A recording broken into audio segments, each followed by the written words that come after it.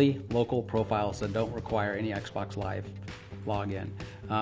Games are already doing this today. I was playing a game the other day. I don't remember which one it was, but I wanted to basically play a split screen game because I was actually achievement farming a little bit, and I was able to log in with my second controller as just a local profile. So games are already doing this today.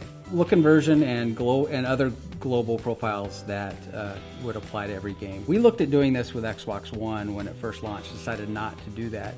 Because even look inversion, your example, with flight games, look inversion may make sense, may not, depending on kind of what generation you are. But with shooters, it feels very different than when you're on the ground than you're in the air. So we decided not to go that route. Downloading demo versions of existing Xbox 360 games on Xbox One. Again, we always listen to user feedback, and if that's an important one, that's one we'll look at. The ability to block random people from following you on Xbox Live. You can lock your profile down in such a way that if you're not friends or you're not following someone who's following you, they don't see anything there. So I would argue we already have that feature. System level background music that's officially supported on the system. That's not a background app. Similar to what we had in 360, if I remember correctly. That is a feature we are actively looking at right now.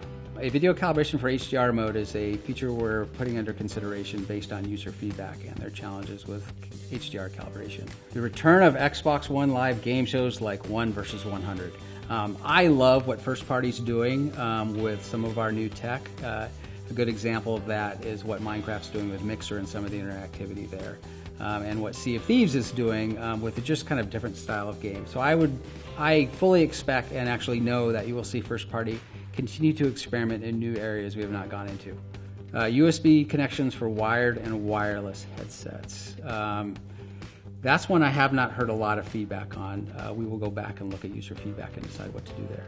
So a bandwidth monitor that either pauses or alerts users of certain thresholds. I think the question is more around people who live in bandwidth capped areas versus, hey, I'm going to play a game and I need some more of that throughput. Because when you're in a multiplayer game, we give the title the ability to basically throttle what's happening in the background from a network perspective. So if you're in a multiplayer game and you need a lot of throughput, titles already have that ability.